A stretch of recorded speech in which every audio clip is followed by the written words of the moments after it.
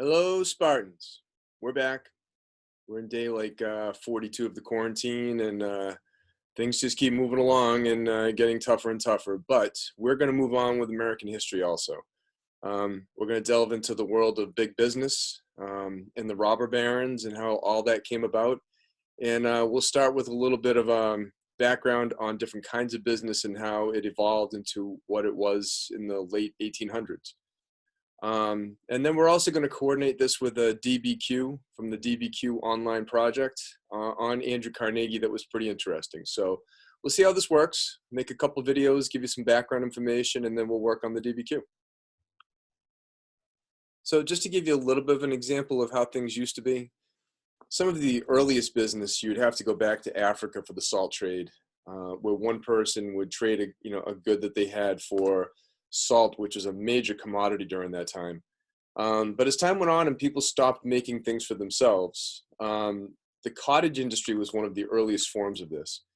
And literally what would happen is a person in their cottage at their home would have a machine, like a loom or a spinning wheel or something along those lines.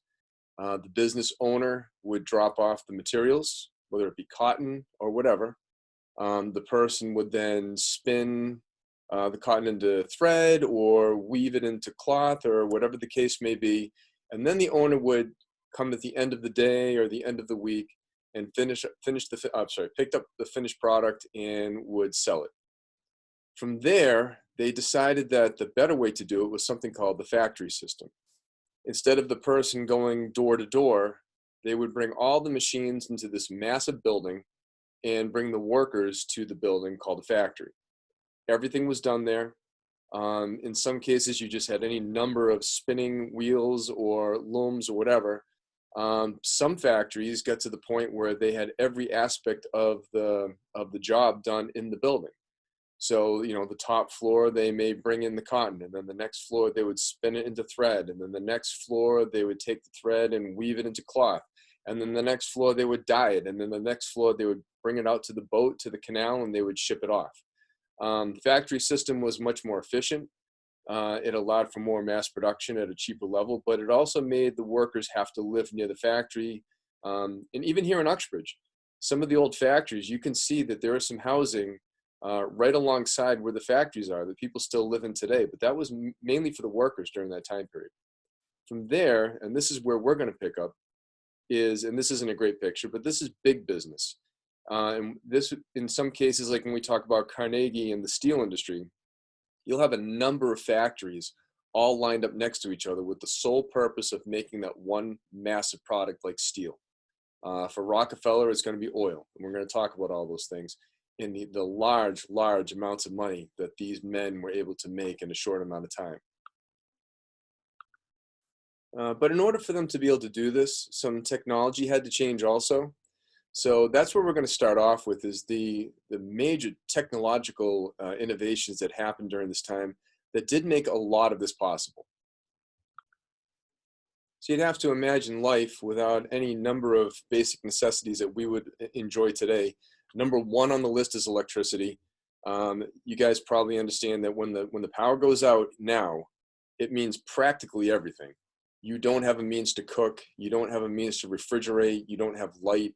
You don't have, in some cases, you don't have power to get water into the house. Communication, phones, whatever. Everything's gone with electricity. People back in the day didn't have light other than candles or kerosene lamps. Obvious fire hazards and not great for the eyes.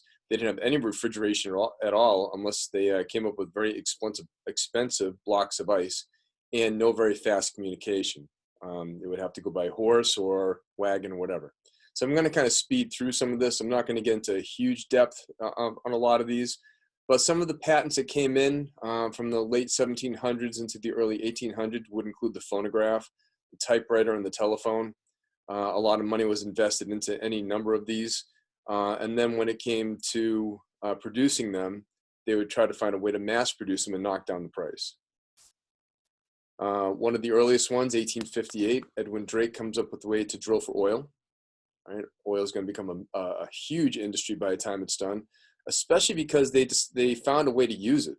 Making gasoline is one byproduct of this, but they use it for transportation. They're going to use it for heat. They're going to use it for light, to run the machines in the factories and so on.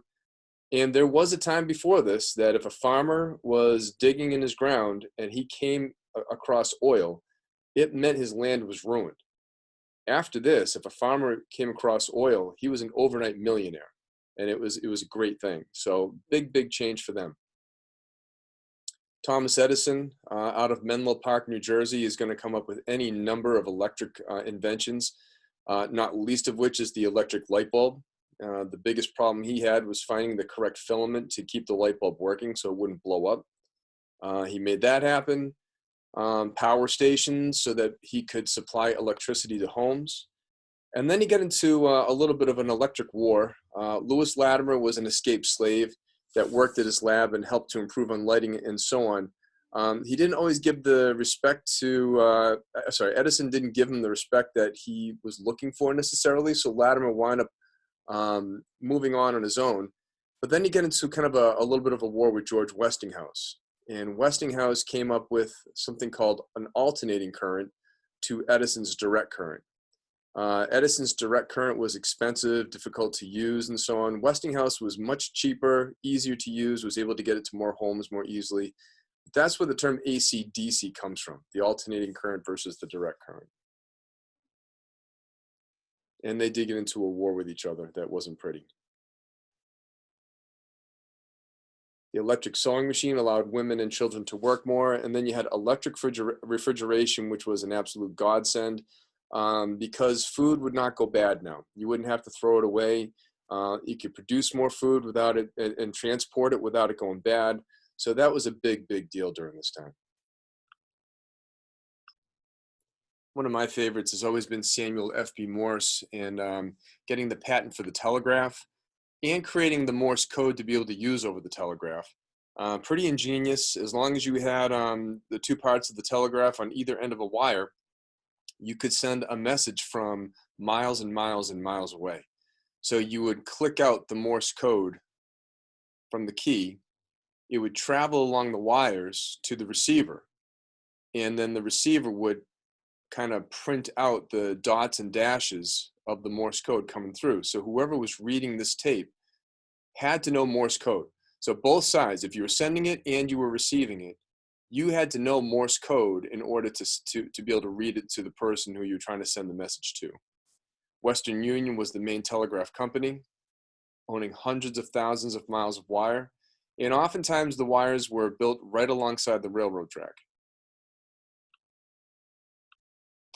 The next logical step was to make something that instead of using Morse code, you could hear someone's voice. And that's where Alexander Graham Bell came in. The first one ever was in Boston. And the way I understand it is that he actually was trying to make something to help the hard of hearing to be able to hear better. But then it became the telephone. This is how this whole thing worked. So instead of Morse code, you could actually talk to one another from one receiver to the other across the wire. Your voice would travel and it would get translated to the other side. Railroads, obviously, a big thing even before this, even during the Civil War, we talked about this. And during the Civil War, Congress was able to pass the money for a transcontinental railroad that would eventually allow a person to be able to take a train from the East Coast to the West Coast pretty much without ever touching the ground. In some cases, you would just have to change trains, but that's about it. The two sides of the railroads would wind up meeting up at Promontory Point, Utah. The Golden Spike was driven in, and the entire railroad from Missouri to California was complete.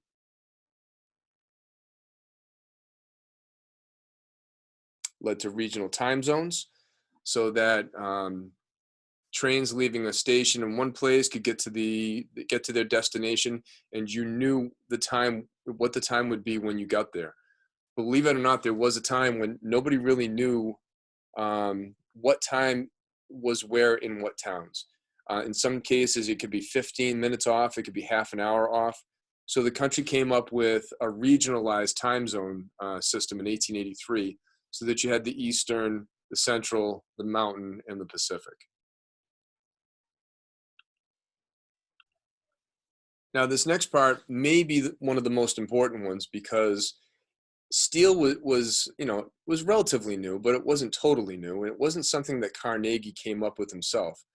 But this process called the Bessemer process allowed for steel to be made in a quicker and cheaper way, and it had something to do with the temperature that they were burning it at. At a massive temperature, they were able to make it cleaner, quicker, and steel was preferable to iron during this time because it was much lighter.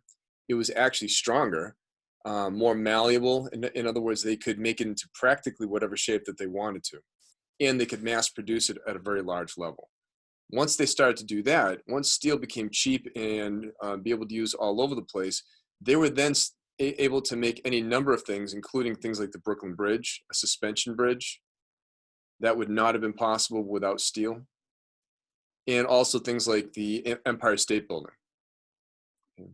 So steel is kind of a big deal, and none of that would have been possible without all these other innovations. So when you look at all these technological innovations that came during this time, it's going to affect communication, it will affect transportation, and there's money in it. And if steel is available and everybody needs it to build their railroads and build their factories and build their suspension bridges and things like that, there's going to be massive amounts of money, and money is the key to the whole thing. That's the incentive. And I know that I kind of flew through the notes at that point because that wasn't really the big part of what we wanted to talk about today. So the next part is where we kind of get into it, the robber barons, captains of industry, and the massive amounts of money that these men are going to make. So the growth of business. New inventions and machines to produce them cost large amounts of money. Businessmen started combining to create big businesses, which changed America's economy. And they went by two titles. Oftentimes, these were the same people. They were seen as captains of industry because of the massive improvements that they made to jobs and production and the United States society itself. But they were also called robber barons because oftentimes they used corrupt methods to get what they wanted, to increase their business. And they would rob the country of its resources at a very low rate. And oftentimes their workers were doing something that could be seen as unskilled labor. So they paid them next to nothing for the job that they did. This is John D. Rockefeller, oftentimes using corrupt methods to create the Standard Oil Company in 1870. By the time he died, he had given over $500 million to charities and institutions like the University of Chicago. And that's the more positive side. That would be the captain of industry. Someone who is making something that is good for the country, that is creating something that can be beneficial in growth, and at the same time taking a lot of the profits and sending them along to charitable donations. This is Andrew Carnegie, and this is one of our better rags to riches stories. He came from Scotland originally, and he used a different method to create his steel empire. But he started out working for a railroad company, and then he started investing with the money that he had. He didn't spend it frivolously, and his investments wound up reaping huge benefits to the point where he started to invest in other companies and reap the benefits of that. And then he started to invest in even bigger companies. And then eventually he came up with the idea of buying out practically all of the steel making factories and all the steel making abilities throughout the country. He's not technically known for creating a monopoly, which we'll talk about later, where Rockefeller is. But this man was one of the most powerful people in America and one of the richest men in the world by the time he was done. He also preached about the gospel of wealth, and that's kind of what we were just talking about with Rockefeller, where he really honestly believed that people should be free to make as much money as they can, but they should be obligated to give it away to good causes afterwards. And that's, to this day, that is something that goes on in our country, is the debate over how much is enough. How much should a person have? I mean, a great example for today would be Bill Gates, the creator of Microsoft, worth $100 billion, and he's using it to do, small projects like trying to get malaria out of Africa, like the entire continent. He's the guy that you go to for, huge amounts of money for huge causes. And it's all because of business. It's all because of he was so successful at the business that he ran. By the time Carnegie died, he had given away $350 million. Some of his pet projects were libraries. I want to say that he may have built like 400 libraries by the time he was done. He was involved in universities of learning and things like that. But he was also accused of treating his workers terribly, especially when it came to pay. People like Rockefeller and Carnegie believed in social Darwinism. So the term Darwinism applies to Charles Darwin, who came up with the theory of natural selection in nature and the whole idea of survival of the fittest, that the strongest will survive, the weak will perish. And the idea is that if the strongest survive, they're going to have offspring, and they're going to give their genes to their offspring so that the strongest will continue on. So social Darwinists take that whole theory of survival of the fittest and they apply it to society. And what they believed is that society and government should not interfere with business competition because the strongest will survive without their interference. The successful will become rich, society will benefit from it. And instead, like in nature, what they mean by survival of the fittest would be, if you were strong, if you were smart, if you were fast, those creatures will survive. In society, it may be similar. It could be how smart you are. It may be how strong you are, but it also could be how rich you are. And rich was a sign of success. If you were rich, it was because you knew better. You knew how. So you are the fit. And the others, those that were poor, those that were homeless and so on, were not. And they didn't necessarily believe a whole lot into government getting into the middle of things. Let business do what it needs to do to get rich, to get the money, because it's good for everybody. Some of the reasons that businesses grew during this time is in all the planets kind of aligned. First of all, there were large amounts of capital. And what capital is money and wealth that is used to be invested. So without capital, these major businesses could not exist. Investors put into it so that the companies can grow and get better. But what they get in return is a portion of the profits because they invested in it. It's like the stock market. There also were bigger areas for markets. The railroads and the telegraphs made it possible for these businesses to sell things far away. So where in the cottage industry, you probably were making product that was going to go to the local town or the local city. Now with the railroads and telegraphs, you could make a good in Boston, you could ship it to Seattle. And so your market is still viable. Many areas of operation in one company. Instead of one part of production, factories had almost all that they needed to make the product in one location. Much more efficient, much cheaper to do it that way. The different roles of owners. Businesses were so big that owners didn't know all the parts of the business and often hired a business manager. So things were so big and so complicated that they actually had somebody else come in and run it for them. Think about the Red Sox. The Red Sox have a very rich ownership, but they hired people to come in and find out who the manager should be and who the players that they should get and so on, how to run the business for them. They'll make the final decision, but they have people that come in and run all the day-to-day parts for them. And then you had specialized departments like accounting, where they were developed to take care of different areas of the business because they're just so big now. So one thing that made these men so successful in what they did was their philosophy on how to run a business. So these guys were willing to give tons of money away to charity because it was their choice. But one thing that they refused to do was to pay any more than they needed to for the raw materials, the labor, and the shipping that they needed to run their businesses to a fault. And then as the businesses got bigger, they turned into oftentimes what these terms that we're about to talk about now. So as the businesses get bigger and bigger and the amount of money needed to start them would start causing different market structures. One is called an oligopoly, and that's when a few large businesses dominate over an entire industry. You have a monopoly, and if you've ever played the board game, you know what that's about. You try to dominate the whole board. You try to buy up everything and put everybody else out of business so that you're the only game in town. And then a cartel, and I know that oftentimes we think of cartels as in the terms of drug cartels, and that's kind of how it works.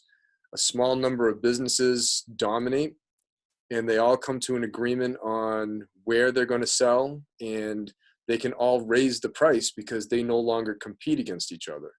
So as long as they can come to an agreement on the price and where they will sell their stuff, so they're not in competition, they can all jack up the prices to massive amounts, just like the drug cartels do.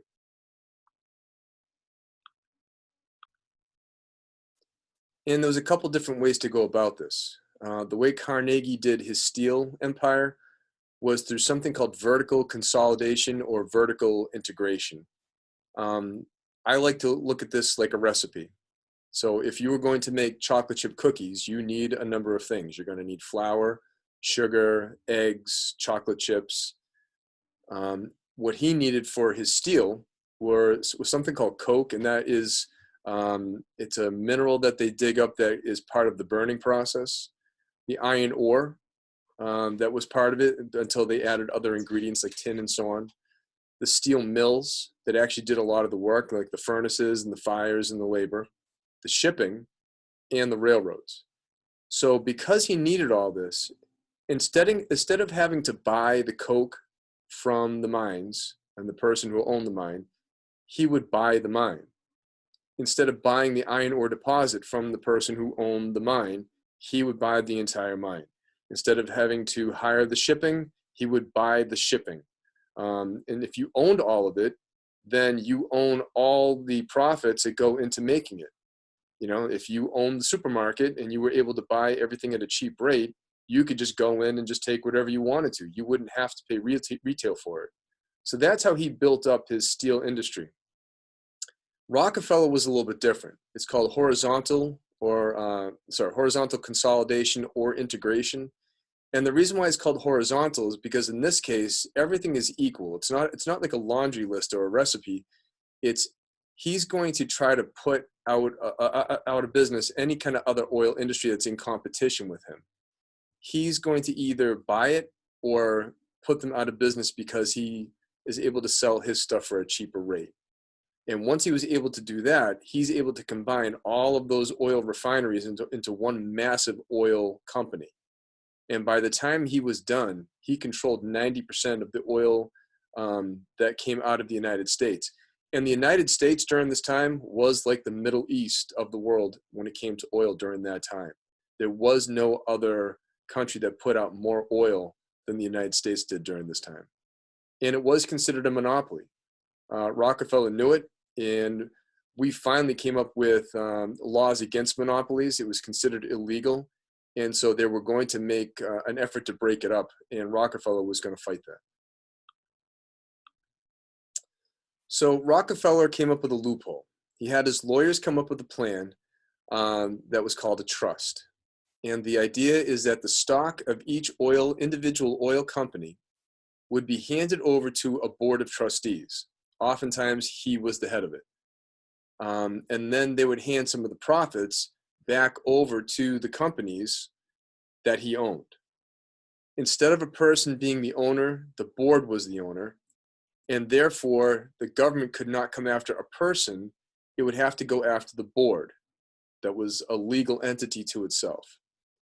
And because the companies never actually merged, they were not technically a monopoly.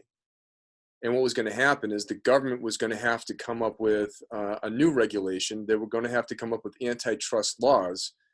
The first one was the Clayton, I believe, and that was the one that didn't have much teeth. It didn't have much authority to stop it. So eventually, they're going to have to make better regulations and better antitrust laws to actually bring these companies down. Nope, I was wrong. So the first one was the Sherman Antitrust Act. The Clayton would be the one later on that was more authoritative. So the government hesitated to do anything because trust did create a lot of wealth. Congress eventually reacted by making the Sherman Antitrust Act, but it wasn't very strong. And you can imagine that Rockefeller probably gave a lot of members of Congress a decent amount of money to get reelected so that this Antitrust Act would be weak.